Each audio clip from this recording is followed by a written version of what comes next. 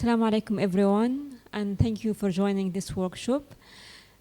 As we know, one of the big complex issues facing planet Earth is the climate change. And these issues cannot be resolved by any one country acting alone. They need to be addressed by sustainable innovative solution. So today, Dr. Amr Al-Alfi, our guest speaker, will discuss and review the Sustainable Development Goal number 13, which is the climate action, and why space for climate change. Thank you so much, Maram. And thanks for the audience. I'm really excited to be here with you. As Maram just introduced me, my name is Amr Al-Alfi. I'm an assistant professor of sustainability management in the College of Business and Economics at Qatar University. This is actually my 6th week here in Qatar, and I'm really happy to be with the future leaders shaping the future of our next generations. In terms of the agenda for today's lecture, I want to cover 4 points. So the first point, I want to have a chronological evolvement of sustainability issues. Anyone here has heard the word sustainability before, right? Everyone, right? So I want to walk you through how we define sustainability across time. And then the second piece, I want to ask the question, why the SDGs? And why is the SDGs different than any other sustainability framework that we have had before? Then we're going to focus on SDG 13 specifically, which is the core of the sustainability challenge that you're having. And then why space for climate action? So if we go through time back to the term sustainability, in the early 1900s, it was basically about economic sustainability. A sustainable company or sustainable entity is an entity that generates profit, right? So that was the main focus of the organizations. And then in the 1960s, corporations started to discuss the social dimension, especially in France. So they started asking the organizations to report on the working conditions of their employees, access to healthcare, the term work-life balance started, and then whether you have occupational health, environmental safety or not. So that was in the 60s. So it was not just about the economic profit, but we introduced the social dimension of sustainability. And then in the 1970s, after the Second World War, everyone was keen on having a better future after years of war, right? So the environmental dimension of sustainability was there. The big aspects at that time were carbon emissions, pollution and waste, recycling, energy usage. All of these topics that till today we're having these are challenges, right? And then onwards, after the year 2000, right now we're not segregating economic from social from environment. Before joining academia, when I did my PhD, I used to be the CSR manager for Nestle Middle East. And our sustainability report, we used to call it the stapled report. Economic, which was just the financial statements, environment, and then social. But then right now, when you're speaking the environment, when you're having the material, environmentally friendly material, yes, it has a higher cost, right? But then that's impacting your financial, but you're having a better ecological footprint. When you're training your employees, you're paying a lot of money for this training, right? But it gives you a better loyalty for your employees. It decreases the number of incidents once they have training for occupational health, environmental safety. There's no trade-off between profitability and sustainability.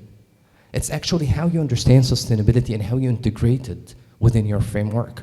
And that's one piece through your projects that I would love to see, how you're actually understanding this comprehensive dimension of sustainability. Do you see these figures? So I can spend the whole year just on these figures. So on that very far end, let's start with the one in the middle. So the one in the middle, this is these are the economic, that's the social, that's the environment. Once there's an overlapping between the three of them, then that's a sustainable institution. And the very far end, at the bottom, any entity, any organization, any firm, any country, in order to be sustainable, it has to have the 3 pillars balanced between the economic, the environmental, and the social. But what about the top, the one at the top? This is actually where people are saying, you know what, the society generates the economy, right? And the society is part of the environment. So like kind of there's different aspects of understanding sustainability. But the main core that I want to get out of this comprehensive sustainability, that we're not segregating the three pillars. They are all interacted, okay? And then we have like kind of the definition of the three P's, people, profit, and planet. Recently, like everyone is talking right now, ESG, right? The ESG statement of organization. ESG is a very old topic, environmental, social, and governance, since 2005. Here's the question. What kind of future are we leaving for the next generation? The good part that you're all youth. Think of your younger sister. Think of your younger brother. Think of your cousin. Do you want to leave this earth or this earth? The one on the left or the one on the right? The one on the left, right. This is the better one. And that's actually reminds me of the definition of Gro Harlem Brundtland, the Brundtland definition of sustainable development that's actually meeting the needs of the present. Yes, we need to use resources and we need to use like kind of energy sector and we need to use all the elements that will thrive our economy, yet without compromising the ability of future generations to meet their own needs. I really want to have my daughter to have this type of earth and this ecosystem rather than the one on the left. Okay, before we continue, this actually, I want to play a little game like kind of with the audience. The numbers 1 to 60, and this is not an eye exam, I'm not an optometrist, but the numbers 1 to 60 are scattered on this screen. Can you chronologically count the numbers 1 to 60? So find 1, then 2, then 3, then 4. To help you, 1 is here. I know it's a bit far.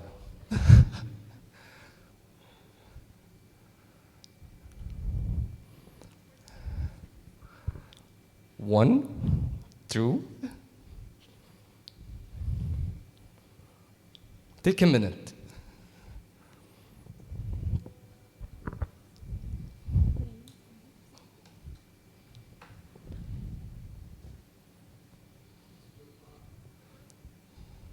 I'll tell you what, I'll make it easier.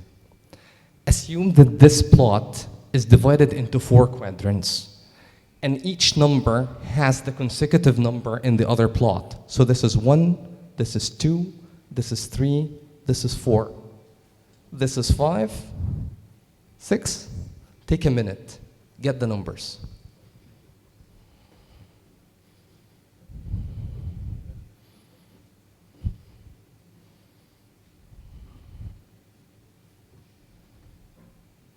You got better results, right? So you got better results because you have the know-how. And the know-how of sustainability, how we define sustainability. Everyone has a different understanding of sustainability till we got the map, the roadmap for global goals till the year 2030, which is the SDGs. The 17 goals has, like they have 169 targets, 242 indicators. And that makes like easier for corporation to understand their impact on the economy and how they can really add a positive green impact for their operations. And one of the most important goals is SDG number 13, climate action. Can I ask you like kind of a question? So why SDG 13 is like kind of one of the, like a very important goal out of the 13? And I will show you some statistics regarding people perception of SDG 13. Any, yes, please go ahead. Exactly, it's only one planet, right? Like there's only one Earth. And accordingly, we need to make sure that this planet is preserved for future generations. We need to tackle climate change issues, mitigate all the climate risks that we're having for a better future. That's why like SDG number 13 is one of the most important out of the 17 goals. This is a sad slide, sorry for that. But this is actually some of the Earth system trends right now. You can check the carbon dioxide emissions increase over like kind of from 1750 till 1950, and then the hype that happened in 1950 to the 2000. And right now we're having like kind of the newer one with the SDGs. We're hoping that this hyperinflation in terms of emissions will decline through our efforts for climate mitigation. And then you can also see like kind of the surface temperature. This has been one of the highest summers ever in terms of temperature. UK announced like a drought. 40 degrees in Germany plus, that has never happened before. Accordingly, we need to start working on our climate actions to start decreasing the surface temperature. Yet, I want to take you to the targets of goal number 13. There's actually 3 targets that we're gonna discuss and one we're gonna focus on. So target number 1, which is 13.1, we're building, strengthen the resilience and adaptation to climate-related disasters. And then 13.2, we actually want to integrate the climate changes measures into planning and policies of all governments. That's like kind of a track where we are seeing what the governments are doing in terms of policies for climate mitigation. There's carbon credits, there's a kind of carbon caps, carbon pricing, a lot of efforts, water measurement techniques, water recycling, material recycling efforts in order to putting the policies to enhance our ecological footprint. And finally, the most important for today is target 13.3. Take a second just to read it. We want to build the knowledge and capacity to meet the climate change issues. This is exactly what you're doing right now with your competition. You're building the capacity and you're building innovative ideas that will help future generations to get a better world. This slide is a happy slide. This is actually a survey that was distributed across 4,500 Canadian corporations, asking them about the importance of the SDGs in terms of ranking and in terms of the progress. Guess what? SDG 13 was like kind of one of the highest rated goals. People understand the urgency that we're having regarding climate change, and people are putting the importance in terms of activities to achieve goal number 13. And I would love to see in your projects how your initiatives can help progress with SDG number 13 by building the knowledge and building the capacity and resilience. So for you as participants in the challenge, what actually you're doing is you're building socio-technical solutions. Socio-technical solutions, these are like kind of the tools, strategies, practices, technologies that can solve sustainability problems. And you can think of that, why the space? And actually, like kind of I was reading a report for Morgan Stanley, I put it for you like kind of in the footnote regarding how climate have like kind of limitless ideas that we can capture, especially in terms of food security. Like we can actually have like a food ecosystem in the space, and we can replicate that and find innovative solutions for food security on Earth by like kind of discovering how we can do that through the space. The second piece is the access to renewable energy. A lot of research right now is conducting on having renewable forms of energy in the space and how we can get advantage of that on our Earth. The third and the most important piece is new technologies for greenhouse gas monitoring. So while we want to understand the emissions happening on Earth right now, there's a lot of satellites that could get better images for scope 1, scope 2, and then like kind of we will understand like later on scope 3 by putting some simulations. But the greenhouse gas emissions and how we can mitigate our emissions and putting the policies that will help like kind of decision makers and policy developers for a better world. And finally, what's the name of SpaceX? Starlink. So Starlink already existed, like kind of access to the internet. free, not like kind of making an advertisement for that, but we know that like access to internet through the space is already there. So I was thinking of something that I can help participants in the competition. If I were you right now, what would I do? And I was thinking of a framework for the projects, and I call it the 3 Ps. Maybe that would be like kind of my 2 cents on the table. So think of the purpose, and I would call it in Arabic, النية. Why are you doing this? You really want to change our earth. And think of the participation, your team, in the building the knowledge and like kind of knowing different stakeholders through which like you can get a lot of information regarding your project. And then finally, the performance of your projects. Your ideas are needed, and you're changing the world through your challenge, and we're looking forward really to amazing ideas that can change the whole world. So the 3 Ps, the purpose, participation, and performance. Finally, like kind of my last slide to you would be like kind of how we can build recognized leadership through your ideas. So you define the purpose, make it simple, and like kind of focus on the idea that you want to implement through your challenge. And then develop like kind of the engagement architecture with different stakeholders and building your socio-technical solutions. I would love to end this talk with one word by Karen Ord, that we do not inherit the earth actually from our ancestors. In fact, we borrow it from our children. Thank you so much. Thank you, Dr. Amal, for enriching us. Thank you.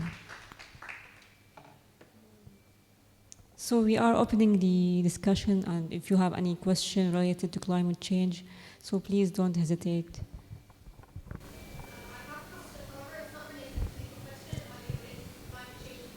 Sure. Go ahead.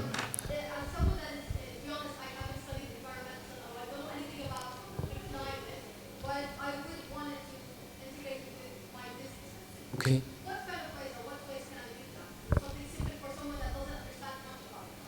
Okay, so I'll tell you what, do you want to do it on a self-study aspect or just like kind of a sustainability 101? So what I would suggest to start with is just to read the definition of sustainability and then look into how the interaction between the economic, social, and environmental. Then you will find different reporting frameworks. One of them is called the Global Reporting Initiative. It's the oldest framework where corporations, the GRI, that's the abbreviation for it. The GRI was established in 1999 to help corporations and organizations to report on their sustainability performance. They have a lot of courses that can help managers and leaders achieve a better world. And you can start by like one of their courses online. Actually, Qatar University right now is working on getting these certificates from the School of Business right now. I'm not like marketing for the School of Business, but that's exactly our vision, to help the transformation towards a better Qatar, a better GCC, and a better world. Okay, thank you so much. Like, it was a pleasure being with you like kind of today, and thank you so much, Baram, for you're very welcome. Thank you.